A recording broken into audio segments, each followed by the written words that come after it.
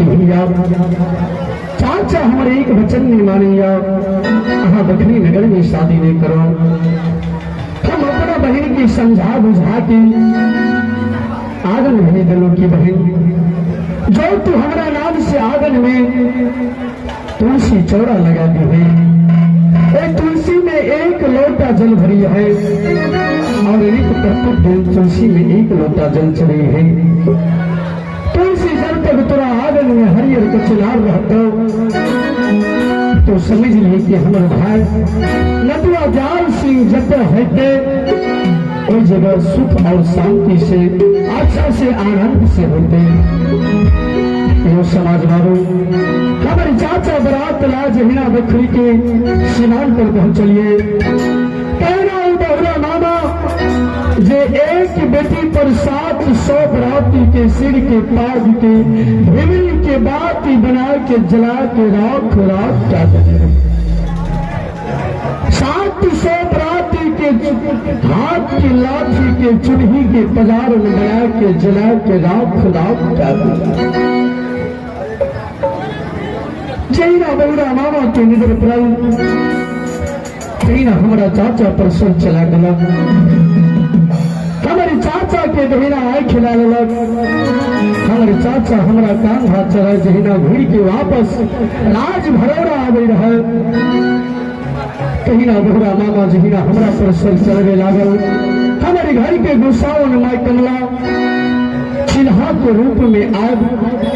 हमारा चाचा के कान हाथ से हमारा चांद से झपट के पकड़ लेलक और उड़ल उड़ल भाथी राज बंगाल के सीमान पर छोड़ देलक। ये समाज बाबू आए हम सात बहन बहन हिरिया जिरिया तमन्नी के बीच ए हाथी राज बंगाल में गुणगान सीख रहा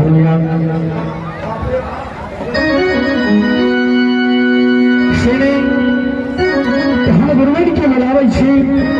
और गुरुवन से भेंट मुलाकात क्या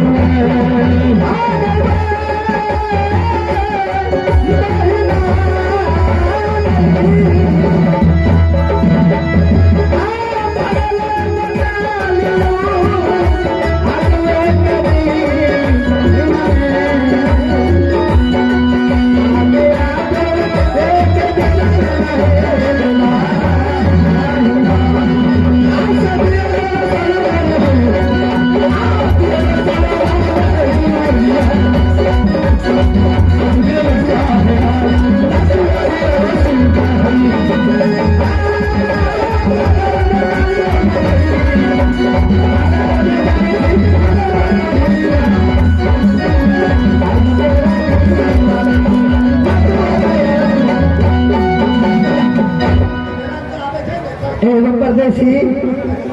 प्रणाम प्रणाम गुरुवन खुश रहा परदेसी आहो परदेसी हाँ गुरुवन आ बहुत प्रेम से आवाज लगेला भैया गुरुवन के की बात है हे गुरुवन हाँ परदेसी अरे भारतीय राज्य बंगाल में हाँ हाँ एक बचपन से अरे नटुआ ज्ञान सिंह के अहा सब बहिन मिल पुरुष पाल के जवान का दिलिए हाँ हाँ सही बात है हे गुरुवन आज से कि नटुआ ज्ञान सिंह अहा सब बहिन के अपन भाई बहिन के समान मानेंगे हम है के गुरुवन हम अहा सात बहिन के बोले लो यार कि हे गुरुवन हाँ परदेसी दिन भर पे हमरा अहाँ भेड़ा बना प्रति प्लाट पर ठोक दै छी एहो परदेसी हाँ गुरुवन ए नहीं सुन मत जानी थी जिस समय में नटुआ छोटा सा है बच्चा है नन्हा सा है उस समय से लेकर अभी तक पोस पाल के जवान के लिए और दिन में मेरा बना और रात में मनुष्य बना अपना लाली से पलंग पर ला सुता लिए ठीक है